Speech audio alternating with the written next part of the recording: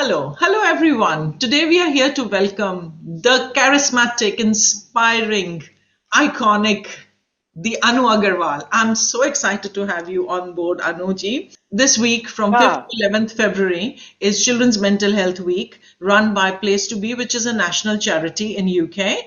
Also has a royal patronage. And Dropledge and Maxwell have come together on this venture, which we are also supported by an international organization called Ishkama. And now we have the Anu Agarwal Foundation also supporting this cause. So for children's mental health, great. So before we start on Anuji, can we have you introduce yourself? my introductions are in so many different fields.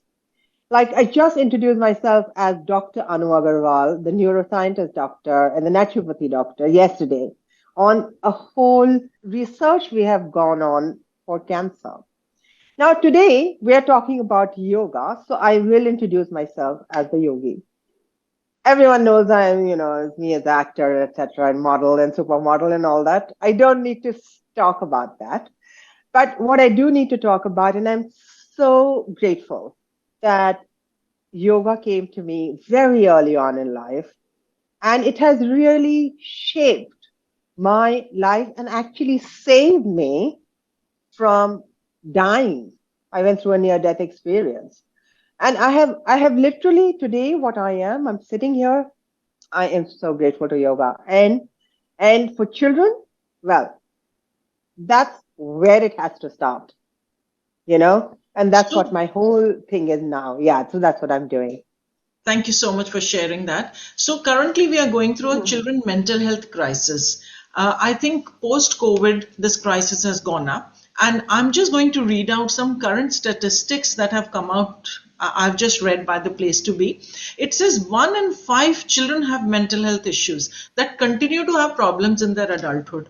And 50% of people, adults who have mental health issues, they probably started at the age of 14. So it's a grave concern.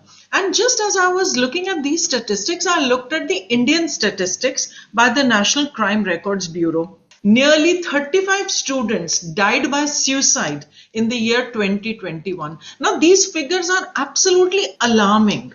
So, I really would welcome you to give us some insights on how yoga and meditation can help children to self-regulate, to to think about their mental wellness. So, can you please share some insights with us? Yeah, sure, of course. I think that what is really interesting, as you rightly said, and these numbers are growing, and therefore the concern is growing as well.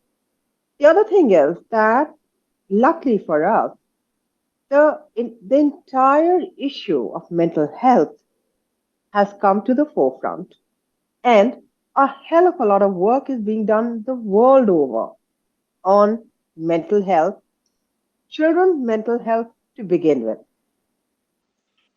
Secondly, the thing is that if when you say mental health, we need to understand there's some understandings we need to do, there's some awareness we need to cultivate, and there are certain awakenings that need to happen in us about our own power, our own reality, and our own inner well-being.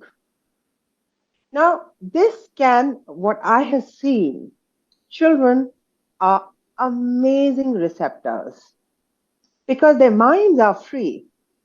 They are not corrupted by, as you age, the kind of, you know, uh, the experiences, the bad experiences, and, you get hurt, you lose, you're this. And, those experiences are stored in our brain. So what happens is that brain is a machine. We are a machine, actually. We think that we are this. Oh wow, we are. I'm this name and I'm this nationality. I'm this, but we are basically powerhouses of energy. And children feel that powerhouse of energy between the age group. Interestingly, between the age group of 1 to 7, Excellent. undeterred. Okay. Now, where I'm coming from, I have had the privilege again to live and actually study the ancient Indian science, the Vedic yoga. Did you know that the Vedic yoga was actually a part of our Indian tradition for children? Oh, At the age of 8 or 9 in a household, it was a ritual. A child was initiated into learning this blessing of yoga, and it was a set of three. The whole program was 1, 2, 3, which basically worked on his physical health, his mental health, and his behavioral health, apart from developing his psychological health. So this was the basis, and there were simple exercises for children. So where there was mudras, which is basically hand gestures, you have asana, and there's pranayam. Yeah, and there was mantra. Because mantra, again, as we know in the Vedic science, has come to us through the ancient rishis who heard these sounds in nature in deep meditation. So this is what the children were taught in India, in ancient India, Vedic science of yoga at the age of 8 or 9. Now, what happens here? Now, let me just tell you exactly what is happening with a child at this age physically. What happens is that between the age group 7 to 12 is the most dicey and the most difficult time for a child's physicality and emotionality and mentality. What happens is that there is a gland called the pineal gland, which is actually the Agya chakra. It is there in the center of your forehead. This gland is responsible to control your all the problems that could occur in your emotional or mental behavior. This starts to degenerate biologically at the age of 7. It starts to get locked up. It's a tiny little pin little gland at the back of your eyebrows, in the center of your eyebrows. And it starts to degenerate.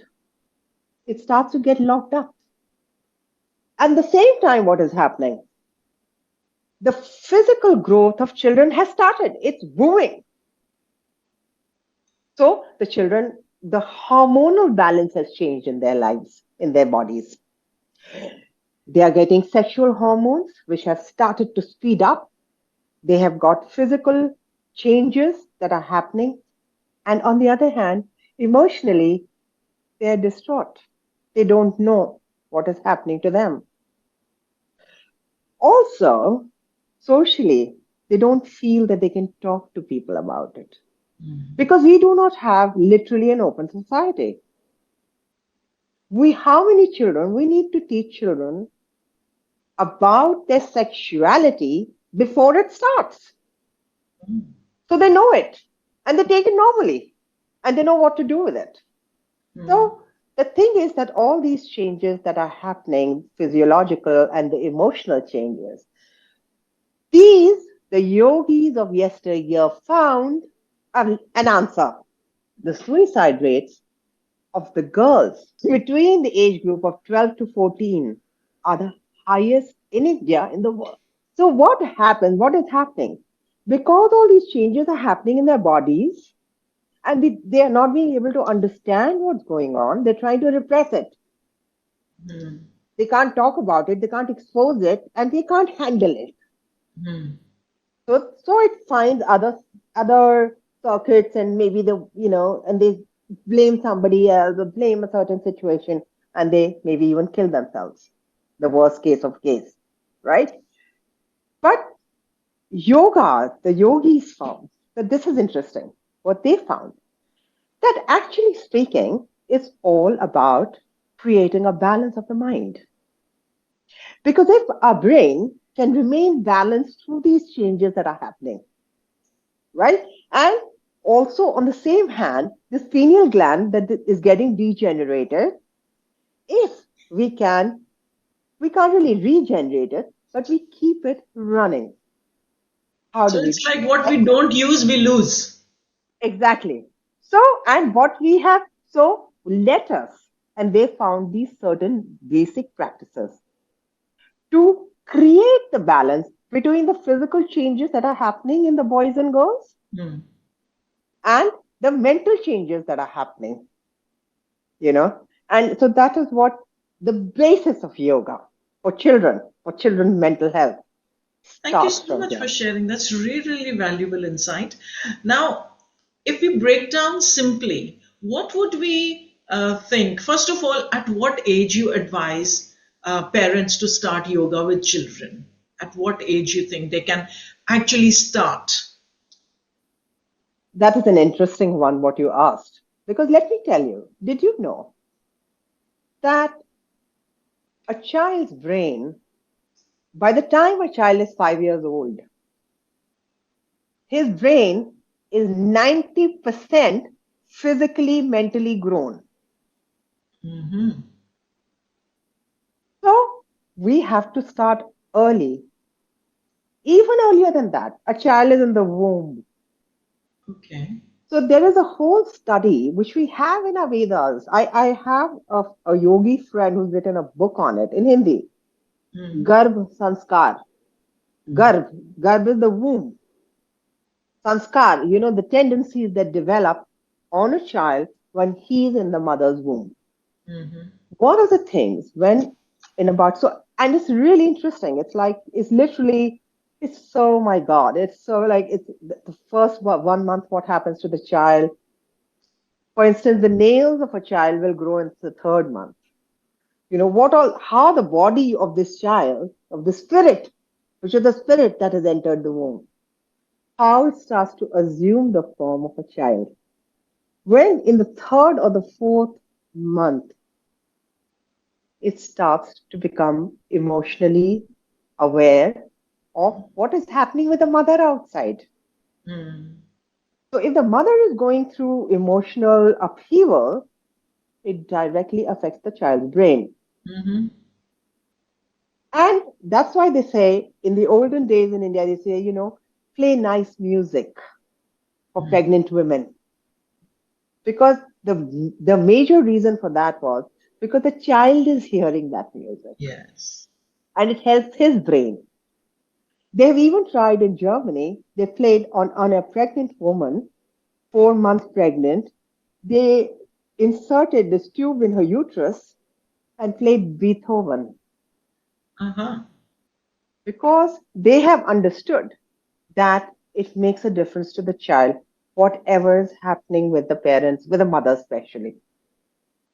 So the child is now in the womb, and then when the child comes out, the first 3 years, 1, 2, 3, are supposed to be the he's just getting used to the environment at that time. From the third year is when his he starts to evaluate. It happens in the third year, and he starts to have. Did you know that cognition starts on the around the same age as well? The cognitive abilities of a child. So from a long story, because I could go on. There's so many stats. So, what I'm getting from you, Anuji, here is that if we want children to grow up as mentally healthy children, it has to start from the womb. So, Right. parents, look after yourself to look after your child. That's Exactly. what it in reality is what you're saying, according to me. Absolutely. Absolutely. You're absolutely right. And the thing is that we are not knowledgeable about this, you know? So I think that this is where, even in education, right? So, the WFEF has given me the education chair. Yes. Now, that's one of the things I want to do. I want to bring it with the little children in story form, in play form. I'm an actor, right?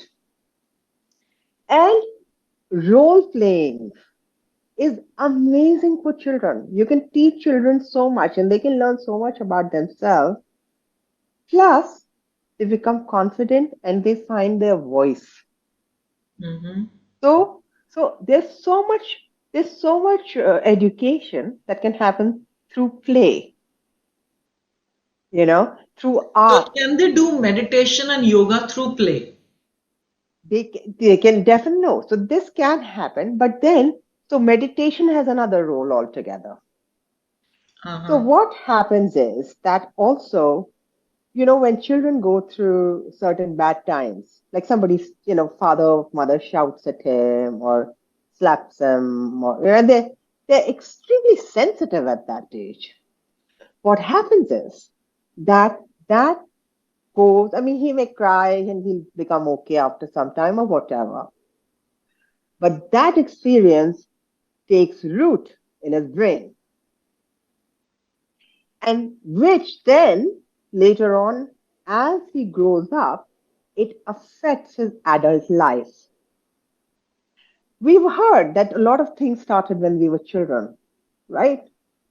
There are girls who have come up with, how they were abused, sexually abused when they were children. There are people, and of course the boys don't come up with a lot of stuff because boys don't really talk, which is where they need to really be looked after as well, apart from just the girls.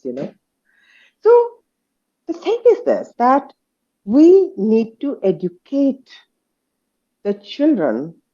So a part of the entire curriculum as it is running, you have mathematics, biology, history, and everything that is there. There has to be a little class, however small or tiny class to start with, which teaches them about their body and mind, the functionings of their body, how it really is. So I think that. Secondly, I think that in the entire world, there's so much work happening right now. There's research happening on this topic. I feel that we should amalgamate. We should get together and share the knowledge with each other, so we can then share better knowledge to the children. So you're saying that the science of today combines with the yogic knowledge from thousands of years ago. Yeah, And when children used to go to gurukuls and learn all yeah, those things, to to put them together, to converge them together for their children's mental makeup and bring correct. them up beautifully and nurturing them.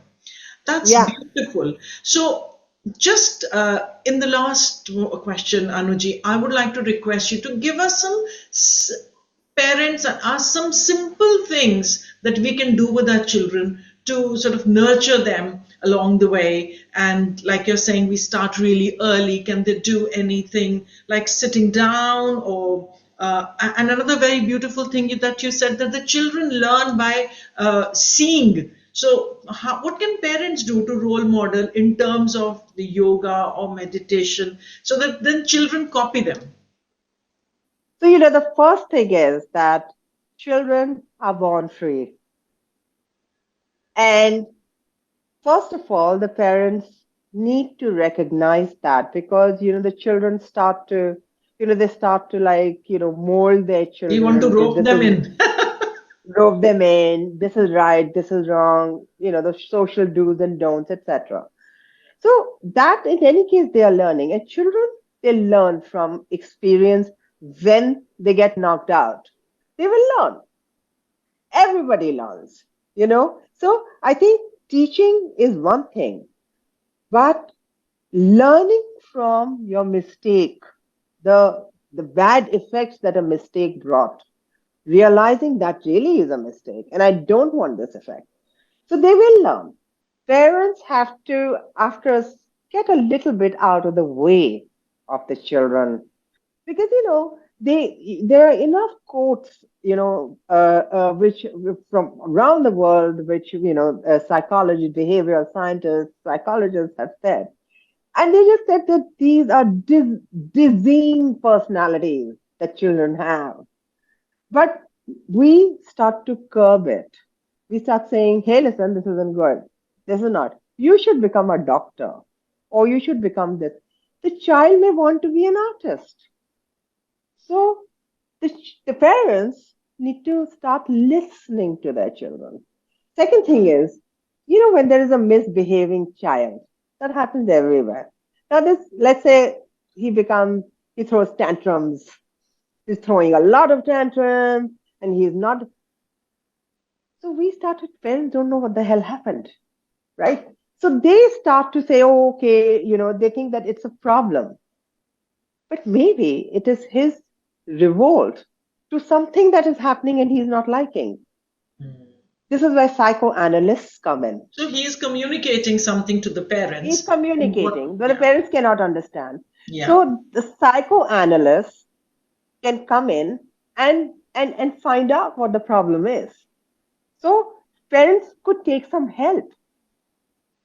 Also, the parents, no matter how much they understand the children, they have a bias, right? So they need somebody from outside, and who better than a psychoanalyst to come and see why the child is creating that problem. And it can be sorted out. The second thing is there are hormones, hormonal problems in the body could actually cause certain behavioral problems in a child. So, did you know that, like the adrenal secretion, did you know that when that is excessive, fear arises in that child? Now, Hmm. what happens? I'll give you a small example. Fear arises in a child. Now, what happens? At school, there's a teacher who's really strict, who shouts a lot. This child suddenly doesn't want to go to that class because it raises fear in him, arouses fear in him.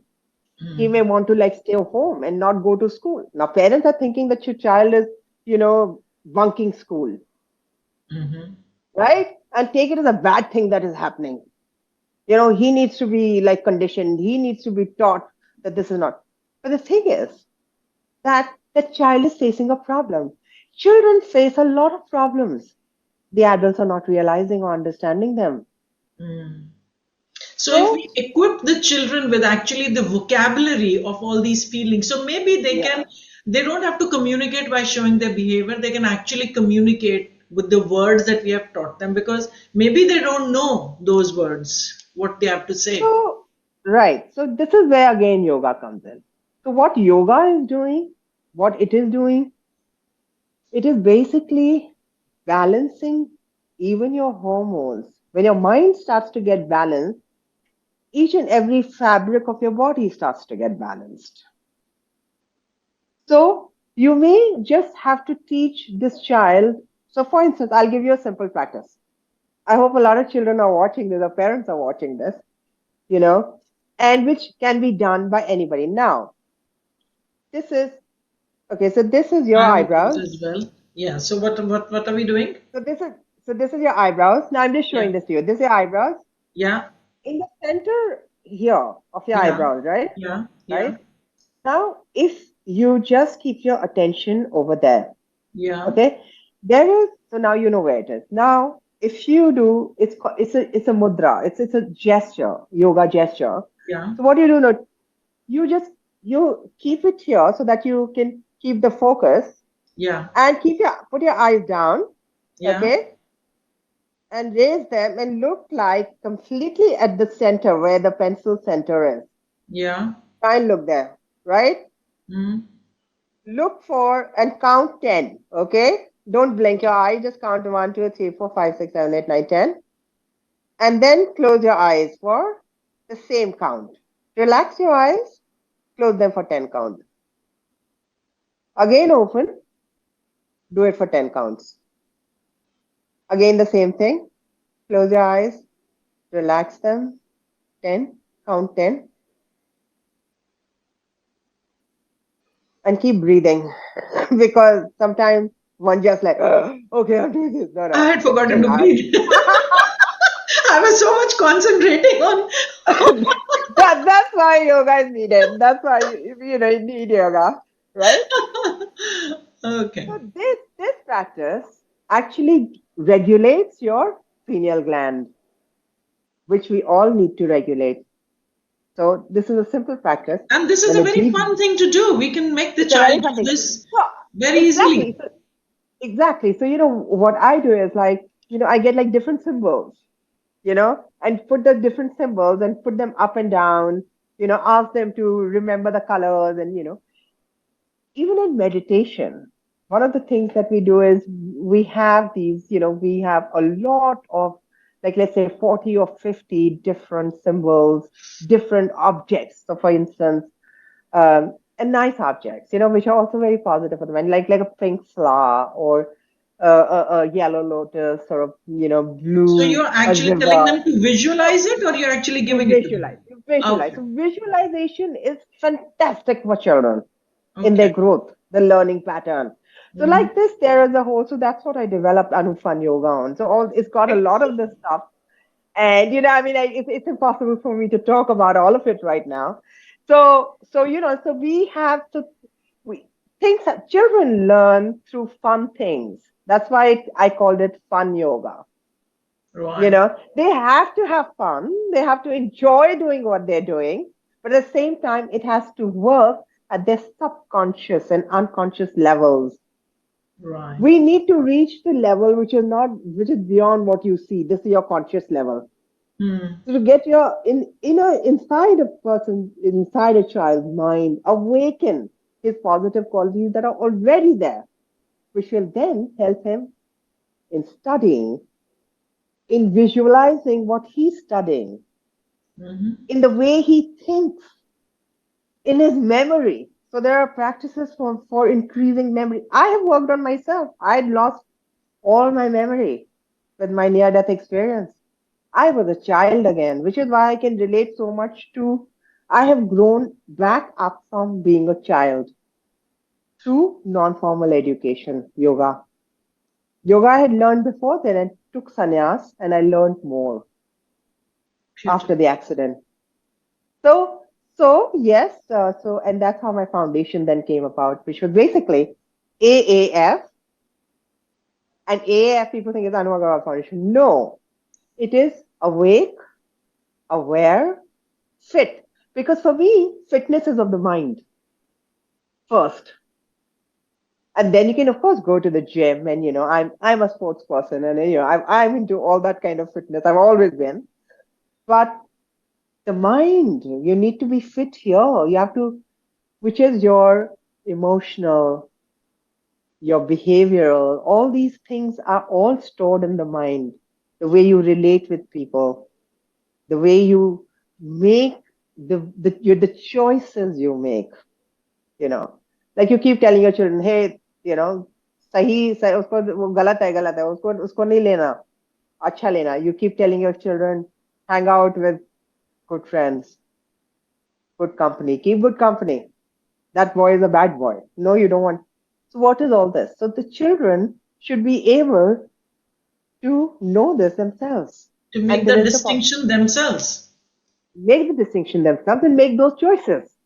Mm. Yeah. So this is what I'm just so my heart is in this. I mean, I Thank love it. you.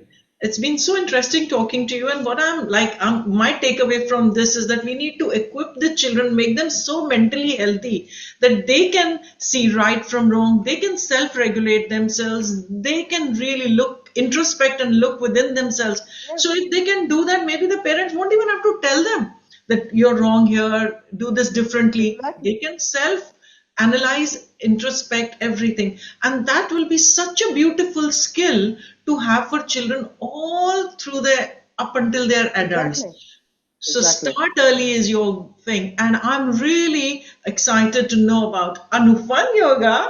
And Yeah, maybe we sure. could Next do time, a session where you could practically show us how to have fun. Because totally. this exercise, I'm thinking I don't even need to make a child sit down anywhere. I can do while I'm driving, I'm in the park with him. And Exactly, it's like so much fun. exactly, So we are exactly. looking for Anufan. Amazing. Let's do it. Let's do it. And this Okay. is an amazing practice too, this because it regulates your right and your left hemispheres, Okay, what are we doing So here this is then? your right and your left. And if you when you and you have to like properly hold the hands together Yeah. and relax the hands, right? Relax them. Yeah. Yeah. And this is such an amazing gesture, even it's also a humble gesture to even say hello to someone. Yes. So and also at the same time, what it's doing is regulating your entire body mechanism, you know. Plus, it's making you look like you're the humblest thing in the world, which you may not be, but but it's a good practice, amazing practice. I do this all the time. Namaste. Beautiful. Beautiful. Thank you so much for such valuable insights and knowledge. Thanks a lot. I'm overwhelmed and I'm really excited to have you. And we look for more Thank sessions you. like Lovely. this. Thank you. Great.